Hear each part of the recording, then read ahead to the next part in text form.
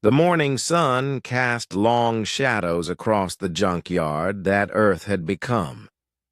Commander Hyun-woo Park stood on the bridge of his flagship, watching teams of workers crawl over the hull of a broken Altarian cargo ship. 3 years had passed since first contact with the Galactic Council, and humanity had learned its place in the universe. That place was at the bottom. The ship creaked under his feet as another team finished welding a new piece of hull plating.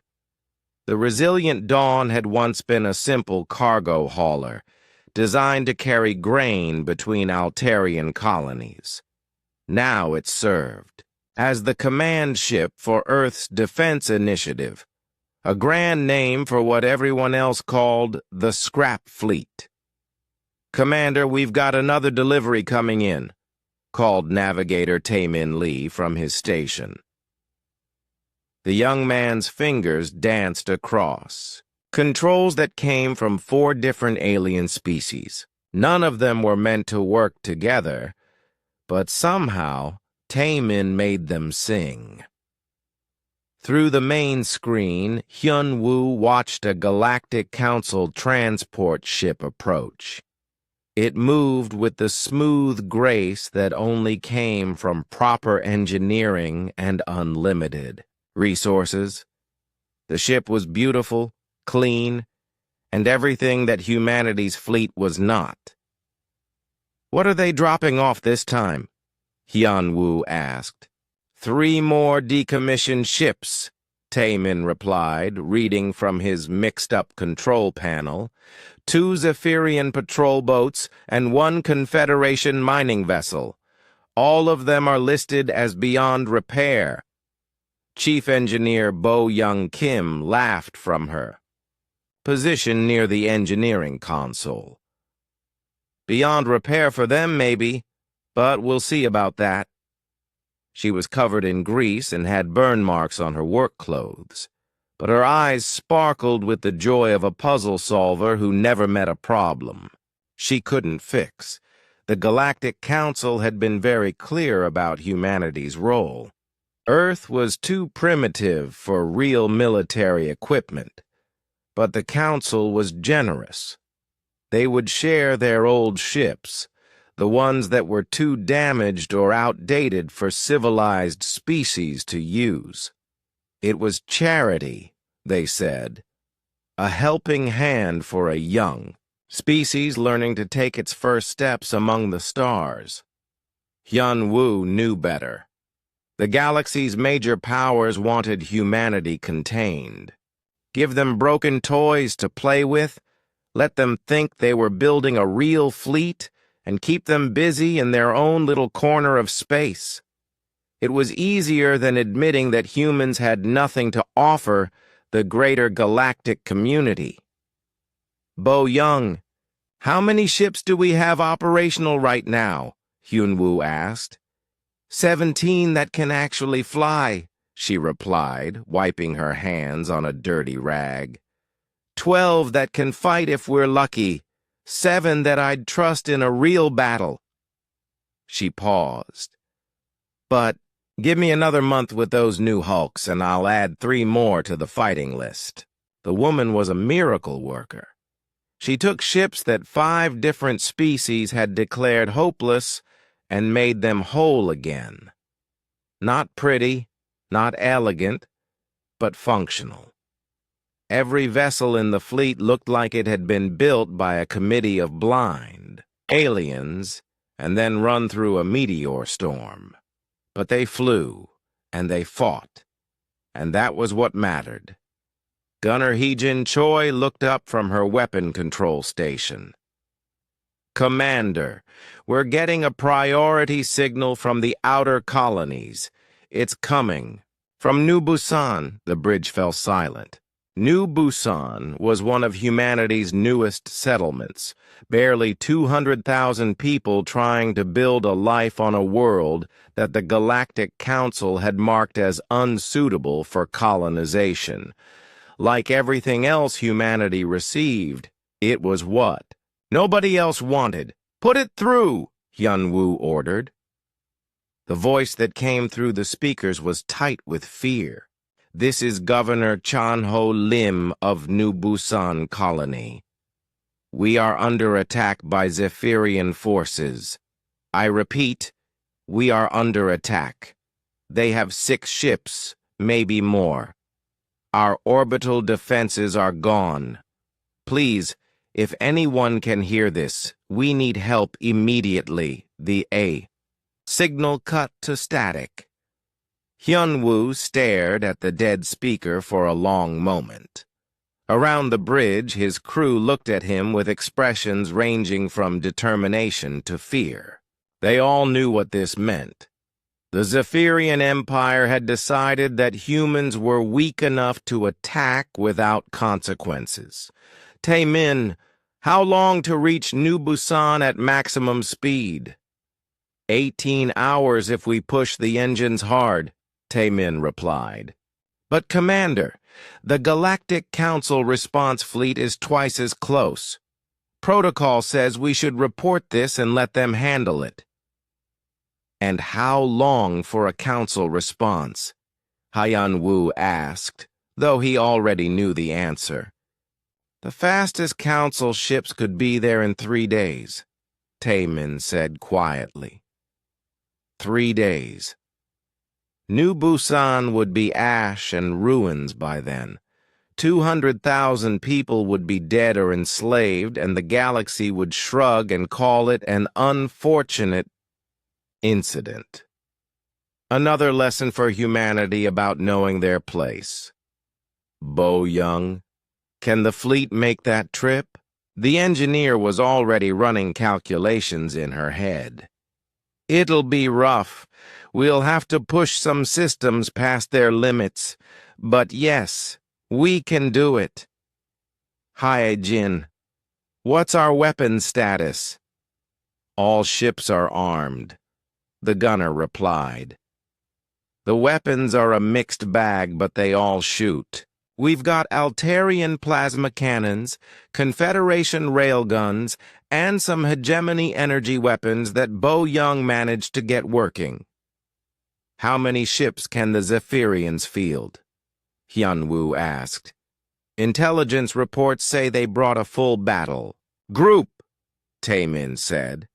At least 15 ships, all modern designs with the latest targeting systems and shields. 15 against 12. Modern military vessels against a collection of salvaged hulks, held together with spare parts and determination. Any reasonable commander would report the attack and wait for proper backup. Any sensible person would recognize that sending Earth's scrap fleet against the Zephyrian Navy was suicide. Hyun-woo was about to prove that humans were neither reasonable nor sensible. Signal all ships, he commanded. We're moving out in 1 hour, full speed to New Busan. Tell the crews to prepare. For battle. Bo Young grinned. Finally, we get to see what these old girls can really do. As alarms sounded throughout the fleet and ships began powering up their mismatched engines, Hyun-woo thought about the odds they faced. The Zephyrians had superior numbers, better weapons, and ships designed for war. All humanity had was determination, ingenuity, and a chief engineer who could make miracles happen with spare parts. Maybe that would be enough. It would have to be enough. The scrap fleet of Earth was going to war. The journey to New Busan took 16 hours of hard flying. Commander Hyun-woo stood on his bridge, watching his fleet push through space like a collection of determined outcasts. Smoke trailed from 3 ships where engines ran beyond their design limits. Sparks flew from control panels as systems strained to keep up with demands they were never built to handle. Sir, we're getting visual on the colony, Navigator Tae-min reported. His voice was steady, but Hyun-woo could see the tension in his shoulders. The main screen flickered to life, showing New Busan's orbital space. What they saw made everyone on the bridge go quiet. Debris floated where the colony's defense platforms used to be. 6 sleek Zephyrian warships moved in perfect formation around the planet, their weapons trained on the settlements below. "They're beautiful ships," Chief Engineer Bo Young whispered. "Look at those lines. Perfect energy distribution. Integrated weapon systems. Everything we're not." The Zephyrian vessels were works of art. Their hulls gleamed with polished metal, and their weapons moved with computer precision. They represented hundreds of years of advanced engineering and unlimited resources. Next to them, Earth's scrap fleet looked like a collection of flying junk. "Hye-jin, what do you see?" Hyunwoo asked his gunner. Gunner Hyjin Choi studied the enemy formation through her targeting scope. She had spent years as a competitive shooter before joining the fleet, and her eyes could spot details that computers missed. "They're flying in textbook formation, sir. Perfect spacing, optimal firing angles. Their targeting systems are probably locked onto predetermined points around the planet. Any weaknesses?" Hyejin was quiet for a moment, then smiled slowly. "They're too perfect, sir. Look at how they move.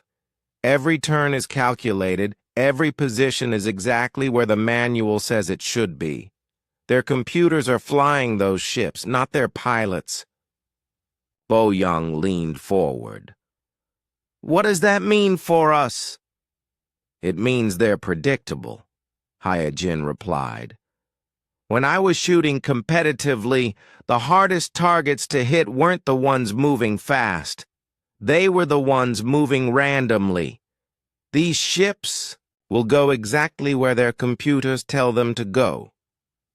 A signal came through from the lead Zephyrian ship.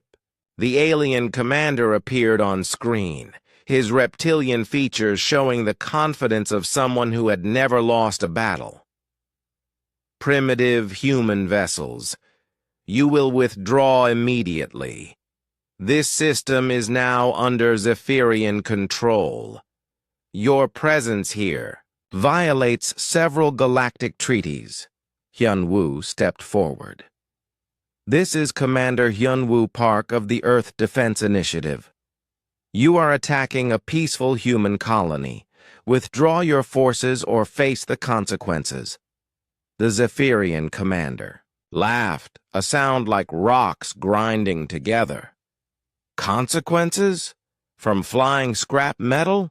Human, your ships are an insult to the very concept of naval engineering. We will destroy you quickly so you do not suffer long." The transmission cut off. "Well, that went about as expected," Bo Young said. "At least they're polite about it. All. Ships, this is command," Hyunwoo broadcast to his fleet. "Remember what we practiced. Precision over power. Make every shot count. We don't have the luxury of missing." The Zephyrian ships began to turn, their formations shifting with mechanical precision, their targeting computers locked onto the approaching human vessels, calculating firing solutions with mathematical certainty. What they couldn't calculate was the human response. "Bo Young, are those weapon modifications ready?" Hyunwoo asked. "Ready as they'll ever be," the engineer replied. "I've linked the targeting systems from 3 different species. It shouldn't work, but somehow it does. We can manually override any computer assistance and aim by eye if needed. Taemin, take us in. Irregular approach pattern. Don't let their computers predict where we'll be." The young navigator's hands flew over his controls. The resilient Dawn began to move in a pattern that would have failed any military academy test. It was chaotic, unpredictable, and completely outside normal tactical doctrine. It was also completely human. The rest of the fleet followed suit, 12 ships moving like they were drunk, weaving and turning without any apparent plan. The Zephyrian targeting computers struggled to lock onto vessels that refused to behave like proper military craft. "Incoming fire!" Taemin called out. Energy beams and plasma bolts filled the space around them. The Zephyrian weapons were powerful enough to destroy any of the human ships with a direct hit. But the shots went wide, passing through empty space, where the computers predicted the humans would be. "Their targeting is off," Hyejin reported with growing excitement. "They're shooting at where we should be, not where we are. All ships, open fire," Hyun-woo commanded. The human fleet's response was unlike anything in galactic military history. Instead of the coordinated volleys that proper warships used, each human ship fired independently. Gunners aimed by eye and the instinct, using systems that combined alien technology in ways the original designers never imagined. The results were impossible. Hyejin lined up her shot on the nearest Zephyrian ship. Her targeting system was a mess of Altarian sensors, Confederation computers, and human intuition. By all engineering principles, it should have been wildly inaccurate. Instead, her plasma bolt struck the enemy ship's weapon mount with surgical precision, disabling its main gun without damaging anything else. Across the fleet, similar miracles happened. Human gunners found targets that computer-assisted weapons missed. They hit engine mounts, weapon systems, and sensor arrays with shots that their own equipment said were impossible. "How are they doing that?" The Zephyrian commander's voice came through the comm system. His confidence was starting to crack. "Their weapons should not be capable of such accuracy." Bo Young grinned as she watched her jury-rigged systems perform beyond all expectations. "Maybe that's the problem with computer-assisted everything. Sometimes you need a human touch." The battle continued for 20 minutes. The Zephyrian ships, despite their superior firepower, found themselves unable to land effective hits on the wildly maneuvering human vessels. Meanwhile, the humans continued to place shot after impossible shot, systematically disabling the enemy fleet. "Sir, the lead Zephyrian ship is trying to withdraw," Taemin reported. "Let them go," Hyun-woo ordered. "But make sure they remember this." Hyejin smiled and lined up one final shot. Her plasma bolt struck the retreating ship's communications array, ensuring that their retreat would be broadcast across Zephyrian space in embarrassing detail. As the enemy ships limped away, Governor Chan-Ho Lim's voice came through the speakers. "Earth Fleet, this is New Busan. I don't know how you did it, but you just saved 200,000 lives. We'll never forget this." Hyun-woo looked around his bridge at his crew. Bo Young was all ready, checking damage reports and planning repairs. Taemin was plotting a course home. Hyejin was cleaning her targeting scope with the satisfaction of someone who had just proven a point. They had taken Earth's unwanted scrap and turned it into something the galaxy had never seen before. A fleet that won through precision rather than power, through human ingenuity rather than superior technology.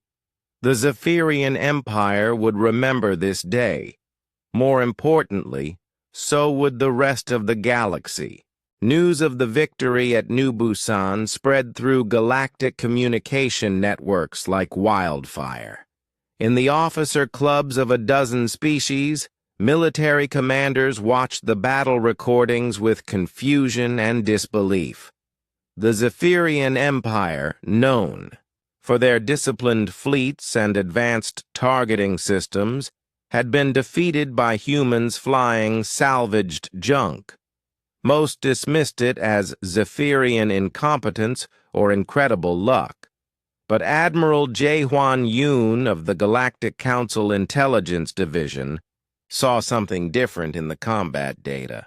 He played the recordings again and again, studying the impossible shots and unpredictable movement patterns.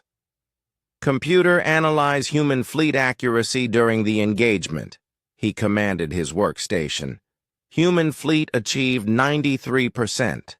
"Hit ratio against moving targets," the computer replied in its emotionless voice. "This accuracy level exceeds galactic fleet averages by 400%. Admiral Yoon leaned back in his chair. 400%. That wasn't luck. That was something entirely new. Meanwhile, 3 sectors away, Chief Engineer Bo-young Kim stood in the expanded workshop that had become the heart of Earth's military revolution. Around her, teams of human engineers worked on projects that would have been considered impossible just months ago. "Hand me that Confederation power coupling," she called to her assistant, Engineer Dal-ho Jung. "I want to see if we can integrate it with this Altarian targeting array." Dal-ho passed her the device. "Bo-young, are you sure this will work? The power frequencies are completely different." "That's what makes it interesting," Bo-young replied, already deep in her work. "The Confederation uses steady power streams. The Altarians use pulse systems, but what if we combine them?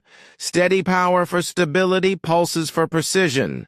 She worked for 3 hours, her hands moving with the confidence of someone who understood technology at a level deeper than its original designers. When she finished, the hybrid system hummed with quiet efficiency. "Test it on target drone 7, she ordered. The targeting array locked onto a practice drone moving in an erratic pattern 3,000 kilometers away. The weapon fired once, and the drone vanished in a small explosion. "Perfect center hit," Dal-ho reported, his voice filled with amazement. "The targeting was accurate to within 2 centimeters. Bo-young nodded with satisfaction. "Mark this design for fleet-wide installation. We're going to need every advantage we can get." The workshop had grown from a small repair facility to a massive research and development center. Engineers from across human space came to work with Bo-young, bringing their own ideas and expertise. Each ship in the fleet was becoming unique, modified to match its crew's strengths and equipped with weapons that existed nowhere else in the galaxy. Captain Soo-jin Han walked through the workshop, marveling at the organized chaos around her. She had joined the fleet just 2 weeks ago, bringing with her 15 years of experience as a commercial pilot. Her ship, the Star Wanderer, had been a civilian transport before Bo-young's team got their hands on it. "What did you do to my ship?" Soo-jin asked Bo-young, though her tone was more curious than accusatory. "We gave her teeth," Bo-young replied. "Your experience dodging pirates and navigating asteroid fields gave me some ideas. We've installed maneuvering thrusters in places no military designer would think to put them. You can now turn and twist in ways that will make enemy gunners dizzy." Soo-jin smiled. "I've been flying cargo ships through dangerous space for 15 years. Pirates, raiders, and customs officers all tried to catch me. None of them succeeded. Well, now you get to fly against proper military ships, Bo Young said. Think you can handle it? Just point me at them. The fleet had grown to 37 ships as more human colonies contributed their own salvaged vessels.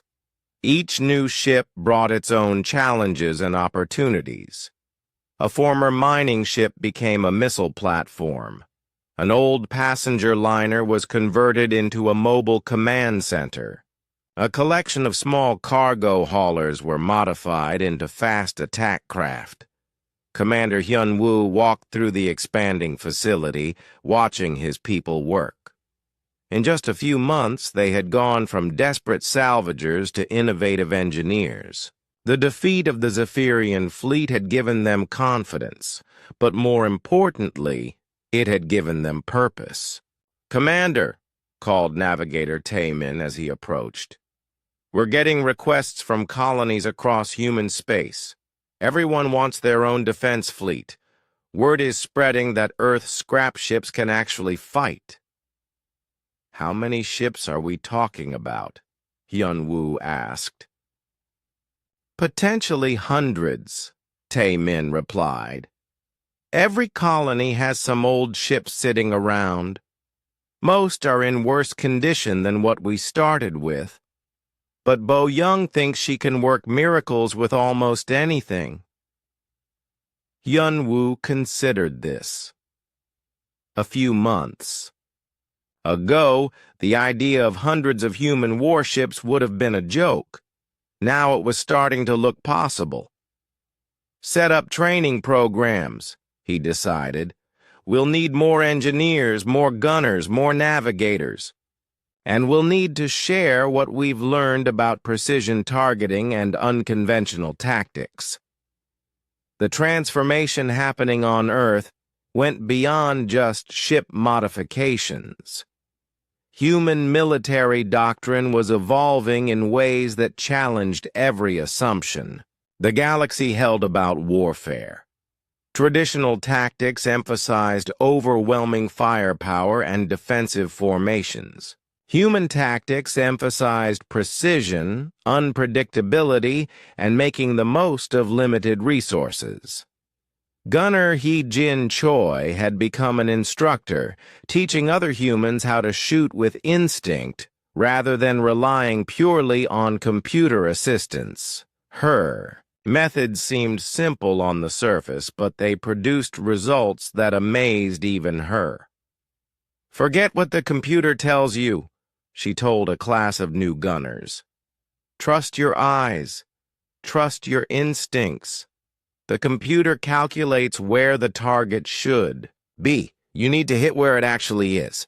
Her students practiced on increasingly difficult targets, learning to combine human intuition with alien technology. The results were spectacular. Human gunners began achieving accuracy rates that their own equipment said were impossible. Word of these training programs reached other species through intelligence networks and diplomatic channels. The Galactic Council began receiving requests from member species who wanted to understand how humans were achieving such results. Admiral Yoon compiled a report that would change galactic military thinking forever. In it, he wrote, "Human military capability appears to stem not from superior technology, but from their unique approach to problem solving. They combine technologies in ways the original designers never intended, and they rely on individual skill and intuition to a degree unknown in modern warfare." The report concluded with a recommendation that shook the council. The human fleet should be considered a significant military force, despite their use of salvaged equipment. Their tactical innovations and precision capabilities represent a potential shift in galactic warfare doctrine. As Bo Young put the finishing touches on another impossible weapon system, she smiled. The galaxy had given humanity their unwanted junk, expecting them to be grateful for the scraps. Instead, humans had taken those scraps and forged them into something entirely new. The scrap fleet was becoming something else, something precise, something dangerous, something that would make the galaxy reconsider everything they thought they knew about human capabilities. The message arrived through encrypted channels, bearing the seal of the Confederation of Rigel. Commander Hyunwoo read it twice before calling his senior staff to the briefing room aboard the Resilient Dawn. "They want to hire us," he announced to the assembled officers. Chief Engineer Bo Young, Gunner Hyejin, Navigator Tae-min, and the newest addition to his command staff, Captain Soo-jin, looked at him with varying degrees of surprise. "Hire us for what?" Bo Young asked. "Pirate suppression in the Outer Rim," Hyunwoo replied. "Apparently, several pirate fleets have been raiding Confederation shipping lanes. Their own navy is tied up with border disputes, so they're looking for mercenaries," Soo-jin laughed. "6 months ago, we were flying junk that barely held together. Now we're professional mercenaries?" "The payment is substantial," Hyunwoo continued. "Enough to fund fleet expansion for the next 5 years. Plus, they're offering salvage rights to any pirate ships we capture." Bo Young's eyes lit up. "More ships to modify. I could use some fresh challenges." Lieutenant Dong-hyun Bai, who had recently joined the fleet as a tactical officer, spread a star chart across the table. "I've been studying the mission parameters. The pirates are operating in the Kepler Nebula region. It's a maze of gas clouds and asteroid fields that limit sensor range and communications." "Sounds like our kind of fight," Hyejin said. "Pirates won't have the disciplined formations that the Zephyrians used. They'll be more unpredictable but also less coordinated." "There's something else," Dong-hyun continued. "Intelligence reports suggest the pirates have been very successful lately. They're well armed and confident. Some of their ships are military-grade vessels, not converted civilian craft." Hyunwoo studied the mission briefing. The Confederation was desperate enough to hire humans, which meant the pirate problem was worse than they were admitting publicly. It also meant this could be the fleet's chance to prove they were more than a one-battle wonder. "We'll take the mission," he decided. "How many ships can we field?" 37 combat-ready vessels, Tae-min reported. "All with the new precision targeting systems. Bo Young's modifications have turned our collection of salvage into something approaching a real fleet." Bo Young had spent months developing what she called the accuracy doctrine. Every ship now carried hybrid weapons systems that combined the best features of multiple alien technologies. More importantly, every ship was configured to maximize the strengths of its human crew. "I want to try something new for this mission," Dong-hyun said. "The pirates expect us to fight like a traditional fleet. But what if we don't fight like a fleet at all?" "What do you mean?" Hyunwoo asked. Dong-hyun activated a holographic display showing ship formations. Traditional tactics assume large formations working together. But in a nebula, with limited sensors and communications, formations break down quickly. What if we embrace that chaos? He manipulated the display, showing small groups of ships moving independently through the nebula. Ghost Squadron Tactics.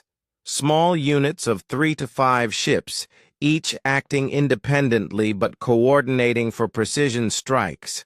We appear to be everywhere at once. Sujin nodded approvingly. I've used similar tactics avoiding pirates in asteroid fields. Make them think you're bigger than you are, hit from unexpected angles, and always have an escape route planned. The fleet departed for the Outer Rim 3 days later. As they traveled through hyperspace, crews trained intensively on the new tactics. The Ghost Squadron concept required each small unit to act with perfect coordination while maintaining radio silence. Master Sergeant Yunbi Shin ran boarding drills with her Marine teams. Her soldiers were former asteroid miners, salvage workers, and cargo handlers who had learned to fight in zero gravity using improvised weapons and unconventional tactics. Remember, she told her teams, pirates are used to intimidating merchant crews and colonial militias. They're not used to fighting people who grew up working in dangerous space. Use that advantage. The Kepler Nebula was a beautiful and deadly maze of glowing gas clouds and tumbling asteroids. Sensor range was limited to a few thousand kilometers, and communications were spotty at best. It was perfect pirate territory and perfect hunting ground for Donghyun's ghost squadrons. The first encounter came when a pirate patrol found what they thought was a single human ship separated from its fleet. The Star Wanderer, with Captain Su Jin at the controls, appeared to be limping through an asteroid field with engine problems. Easy prey, the pirate commander radioed to his 3 escort ships. 1 damaged human vessel. We'll take it quickly and search for the rest of their fleet. What the pirates didn't know was that 4 other human ships were hiding among the asteroids, their modified sensor arrays tracking every move the pirate ships made. When the pirates moved in for the kill, they found themselves surrounded. The engagement lasted less than 5 minutes. Human precision fire disabled the pirate ship's weapons and engines with surgical accuracy. Not a single shot was wasted, and no pirate vessel was destroyed. Instead, they were captured intact for Bo Young's inspection. Excellent work, she reported after examining the captured ships. These are quality vessels with advanced shielding systems. I can integrate their technology into our own ships. Over the next 2 weeks, Donghyun's Ghost Squadron tactics proved devastatingly effective. The pirates never knew where the human fleet actually was. A convoy would be attacked simultaneously at 3 different points, making it appear that humans had dozens of ships in the area. A pirate base would find itself under siege by forces that seemed to outnumber them 5 to 1, when the reality was 5 human ships using coordinated precision strikes. The breakthrough came when they encountered the main pirate fleet, a collection of 23 ships led by a former hegemony battlecruiser. The pirate admiral was a Voxian named Krex, who had been expelled from regular service for excessive cruelty. "Human scavengers," Krex broadcast as his fleet formed up for battle. "You have been lucky against small patrols, but now you face real warriors. Surrender, and we will give you quick deaths." Donghyun smiled as he coordinated the response. "All Ghost Squadrons implement Pattern 7. Let's show them what real warriors look like." The human fleet seemed to materialize from every direction at once. Ships appeared from behind asteroids, emerged from gas clouds, and dropped out of hyperspace at perfectly calculated intervals. To the pirates, it looked like they were facing a massive fleet that had somehow surrounded them completely. The reality was even more impressive. 37 human ships working in perfect coordination despite scattered positions and limited communications executed simultaneous precision strikes on predetermined targets. Every shot was calculated to achieve maximum effect with minimum damage. Pirate ships found their weapons disabled, their engines crippled, and their life support systems disrupted all in the space of 90 seconds. The precision was so exact that crew casualties were minimal, but the ships were completely helpless. Krex's own battle cruiser, the pride of his fleet, was systematically dismantled by weapons fire that struck individual system nodes with impossible accuracy. His shields, weapons, and engines were disabled in sequence, leaving him floating helplessly in space. "This is not possible," Krex transmitted as he watched his fleet surrender around him. "No force this small could achieve such coordination. What are you?"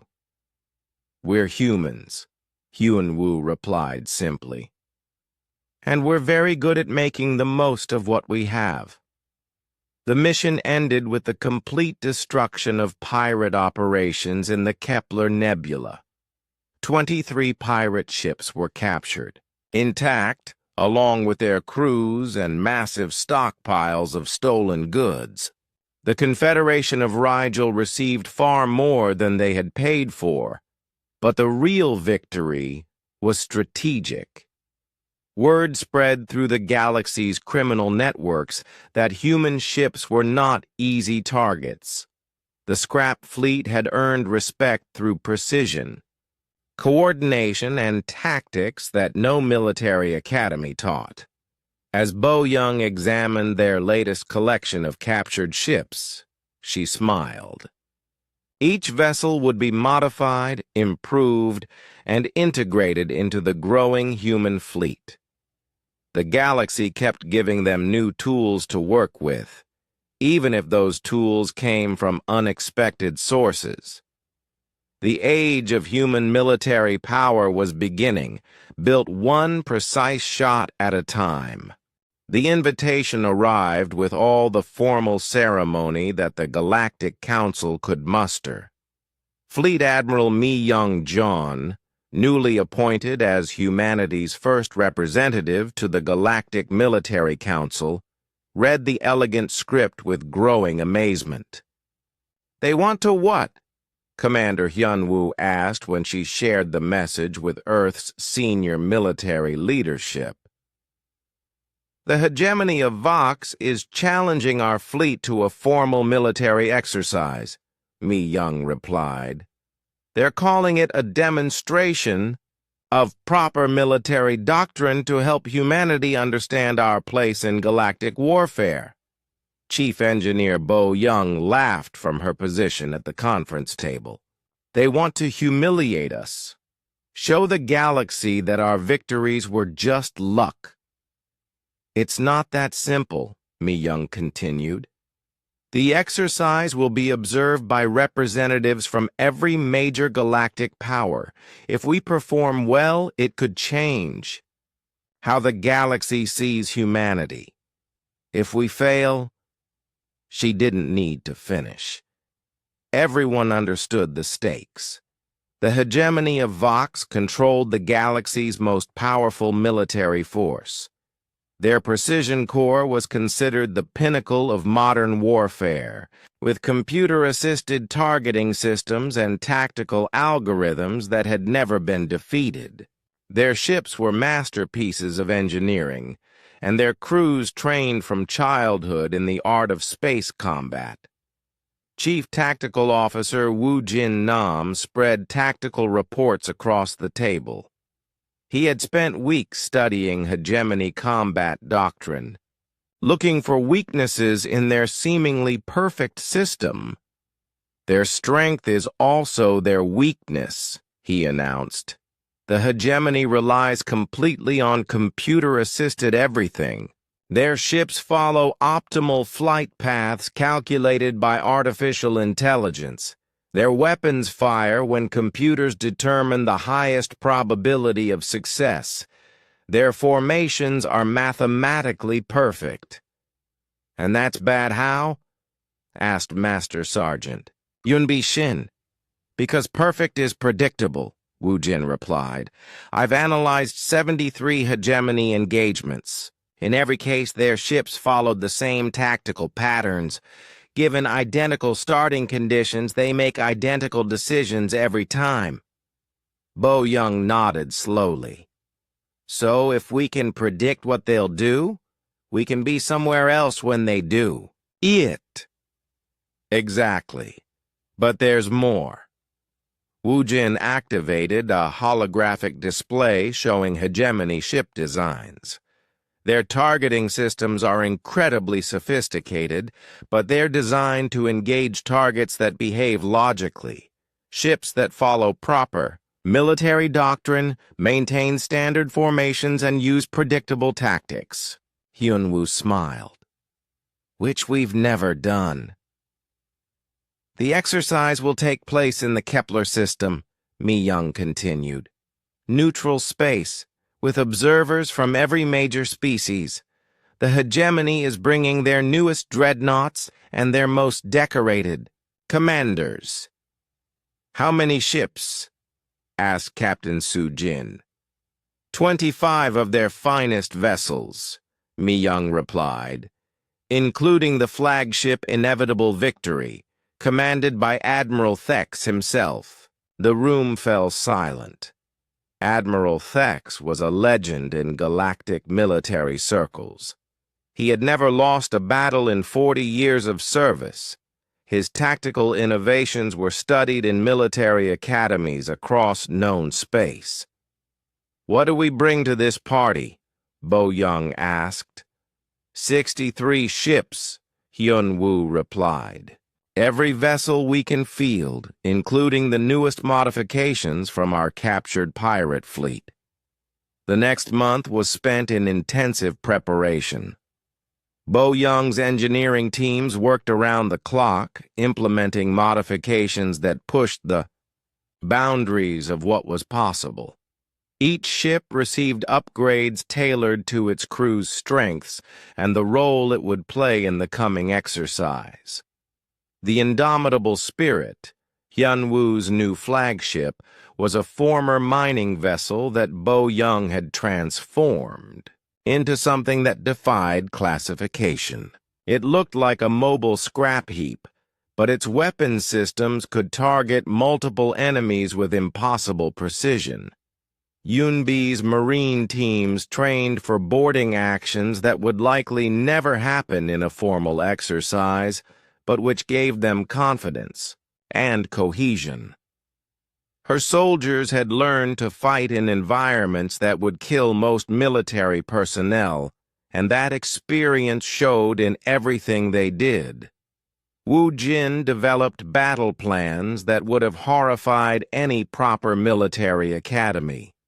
His tactics assumed chaos, embraced unpredictability, and relied on individual ship commanders to make split-second decisions that computers couldn't calculate. Remember, he told the assembled captains during their final briefing, the hegemony expects us to fight like a real military. They've prepared for proper formations, standard tactics, and predictable responses, so we'll give them the opposite. The day of the exercise arrived with great fanfare. The Kepler system filled with observer ships from dozens of species, all eager to watch the upstart humans face the galaxy's premier military force. Admiral Thex's fleet arrived first, moving in perfect formation. Each ship was a work of art, its hull gleaming with fresh polish and its weapons tracking in precise coordination.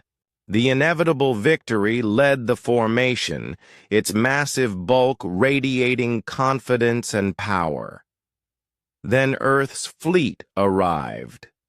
63 ships of wildly different sizes and configurations dropped out of hyperspace with no apparent coordination.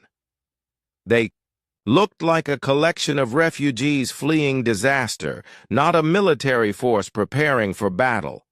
"This is Admiral Thex of the Hegemony Precision Corps," came the formal broadcast.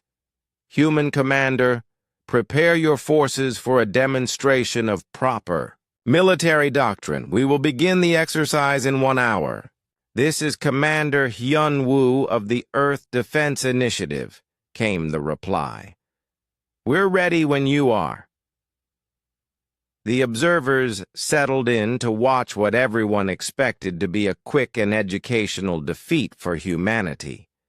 The hegemony had numbers, superior technology, perfect coordination, and 400 years of military tradition. All humanity had was a collection of salvaged ships held together with ingenuity and determination. The exercise began with the hegemony advancing in textbook formation. Their computers had calculated optimal approach vectors, firing solutions, and defensive positions. Every move was mathematically perfect, which made every move perfectly predictable. The human fleet scattered like startled birds, each ship moving in a different direction with no apparent plan. To the observers, it looked like complete chaos. Some ships accelerated toward the enemy, others turned away, and a few seemed to be moving in random directions for no reason at all. Admiral Thex watched his tactical display with growing confusion. His computers couldn't predict where the human ships would be next, because the humans weren't following any recognizable pattern. "Begin targeted fire," he ordered. "Disable the nearest human vessels." The hegemony weapons fired with computer precision, sending energy beams toward where their calculations said the human ships would be. The shots passed through empty space as the humans continued their chaotic dance. Then the human fleet began to fire back. What happened next would be studied in military academies for generations. 63 ships moving in apparent disorder began landing impossible shots with devastating accuracy. Hegemony vessels found their weapons disabled, their sensors blinded, and their engines crippled by precision fire that their own computers said was impossible. The human ships weren't moving randomly at all. They were executing a complex battle plan that used chaos as camouflage while maintaining perfect coordination through methods the hegemony couldn't detect or counter. In 30 minutes, it was over. 25 of the galaxy's finest warships floated helplessly in space, systematically dismantled by weapons fire of surgical precision. Admiral Thex stared at his tactical display in disbelief. "How?" he asked over the open channel. "Your ships have no formation. Your tactics follow no doctrine. How did you achieve such coordination?" "We're humans," Yunwoo replied. "We adapt." The silence in the Galactic Military Council chamber was absolute. Representatives from 43 species sat in stunned quiet, processing what they had just witnessed. The complete tactical defeat of the Hegemony Precision Corps by Earth's scrap fleet had shattered every assumption about modern warfare. Fleet Admiral Mi Young-Jon stood at the speaker's podium, her uniform bearing no resemblance to the polished ceremonial dress of other galactic officers. Like everything else about humanity's military, it was practical, functional, and unpretentious. "The exercise results speak for themselves," announced Council Director Veltar, his multiple eyes blinking in confusion. In 31 minutes and 14 seconds, human forces achieved complete tactical superiority over the galaxy's premier military formation. Admiral Thex of the Hegemony sat in his delegation box, still struggling to understand his defeat. "I request detailed analysis of human coordination methods," he said formally. "Our computers detected no communication patterns that could explain such precise coordination." Myung smiled. "That's because we weren't using your communication methods. Each ship commander was trained to think independently while working toward common goals. We call it organized chaos." "Impossible," declared General Kex 9 of the Crystalline Syndicate. "Military coordination requires structured command hierarchies and standardized protocols. Individual initiative leads to disorder." "Does it?" Myung asked. She activated a holographic display showing the exercise battle. "Watch this sequence.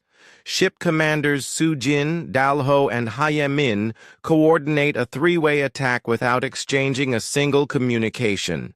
They read the battle situation, understood what needed to happen, and acted accordingly." The recording showed 3 human ships moving in perfect harmony to trap a hegemony vessel between crossfire.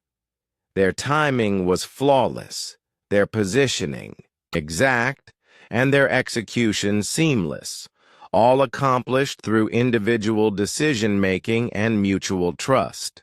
"How do you train for such coordination?" asked Admiral Yoon, leaning forward with intense interest. "We don't train for it," Myung replied. "We train people to think, to adapt, and to trust each other. The coordination emerges naturally from competent individuals working toward shared goals." Back in Earth orbit, the transformation of humanity's military continued at an accelerated pace. The victory over the hegemony had brought recognition, but more importantly, it had brought requests for cooperation from species across the galaxy. Commander Hyunwoo walked through the expanded shipyards that now surrounded Earth's orbital stations. Construction crews worked on vessels that would have been impossible just years ago. Ships designed from the ground up using human tactical principles, but incorporating the best technology from dozens of alien species. "The first production model should be ready next month," reported Chief Engineer Bo Young as she joined him at the observation deck. "We're calling it the Precision-class frigate. It looks like nothing else in the galaxy, but it can outshoot anything twice its size." The new ship design reflected everything humanity had learned about space combat. It was compact, maneuverable, and equipped with hybrid weapon systems that combined the accuracy of human engineering with the power of alien technology. Most importantly, it was designed to be operated by human crews using human tactics. How many species have requested training programs now? Hyunwoo asked. 15 confirmed, with more inquiries coming in daily, Bo Young replied. The Altarians want to learn our precision targeting methods. The Confederation is interested in our maintenance techniques. Even the Hegemony has quietly asked about our coordination training. The irony wasn't lost on either of them. The same galaxy that had dismissed humanity as primitive scavengers now competed for access to human military knowledge. Captain Su-jin approached with a datapad full of reports. "Sir, we have confirmation from the Outer Rim territories. 7. More species have formally requested Earth Defense Initiative protection for their shipping lanes. The pirate suppression in Kepler Nebula has made us famous. Word of human precision and effectiveness had spread through the galaxy's commercial networks even faster than through military channels. Merchants and colonists who had once viewed human ships as barely functional jokes now specifically requested human escorts." Master Sergeant Yoon-bi walked through the training facilities where soldiers from multiple species learned human boarding tactics and zero-gravity combat techniques. Her original team of former miners and salvage workers had become instructors, teaching skills that no formal military academy had ever developed. "The Voxian Marines are struggling with improvised weapons training," she reported to Hyun-woo. "They're used to standardized equipment and formal procedures. Teaching them to fight with whatever's available is challenging. Keep working with them," Hyun-woo replied. "Every species brings something useful to the table. The Voxians have discipline and organization that we can learn from. The greatest change was philosophical. Human military doctrine was spreading beyond human ships. Allied species began experimenting with decentralized command structures and individual initiative. The rigid hierarchies that had dominated galactic warfare for centuries were giving way to more flexible approaches." Chief Tactical Officer Woo Jin stood before a mixed group of officers from 12 different species, teaching the principles that had defeated the hegemony. "Forget what the computers tell you about optimal tactics," he said. "Perfect tactics are predictable tactics. Your enemy can prepare for perfect. They can't prepare for adaptive." His students included hegemony officers who had participated in the exercise, eager to understand how their seemingly unbeatable system had been countered so completely. "The key is making every engagement unique," Woo Jin continued. "Use the same tools but use them differently each time. Force your enemy to react to situations their training never prepared them for." Admiral Thex himself had requested private lessons in human tactical thinking. The proud hegemony commander who had never lost a battle was now learning from the humans who had outmaneuvered him so completely. "Your methods contradict everything I was taught about military command," he confessed to Hyun-woo during one of their strategy sessions. "Maybe that's why they work," Hyun-woo replied. "You were taught to minimize variables and maximize control. We learned to embrace variables and adapt to whatever happens." The formal recognition came 6 months later. The Galactic Council voted unanimously to designate Earth's fleet as the most accurate military force in known space. The title came with significant privileges, including access to restricted technology and the right to establish training academies on neutral worlds. But the real victory was quieter and more profound. Throughout the galaxy, young officers of dozens of species studied human tactical manuals and practiced human coordination techniques. The philosophy of precision over power, adaptation over optimization, was taking root in military thinking. Across known space, Fleet Admiral Mi Young stood on the observation deck of Earth's newest space station, watching a mixed fleet conduct training exercises in the orbital zone. Human ships flew alongside Altarian cruisers, Confederation destroyers, and even a few modified hegemony vessels. Each ship bore the insignia of the Galactic Precision Initiative, the training program that had grown from humanity's military revolution. The fleet that had started as a collection of salvaged junk had become something unprecedented.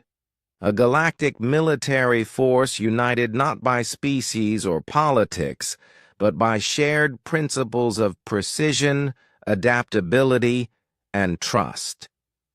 "Did you ever imagine it would lead to this?" asked Bo Young, joining her at the viewing port.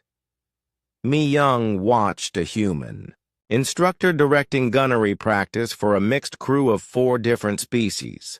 "I thought we'd be lucky to survive our first real battle," she admitted. "I never imagined we'd be teaching the galaxy how to fight." Below them, the indomitable Spirit prepared for another training mission. The old mining vessel that had become humanity's symbol of military innovation was now surrounded by the most advanced ships in galactic space, all eager to learn what humans had discovered among the stars. The age of human military leadership had arrived, built not on superior technology or overwhelming force, but on the uniquely human ability to make something extraordinary from whatever materials were available. The scrap fleet had become the galaxy's teachers, one precise shot at a time.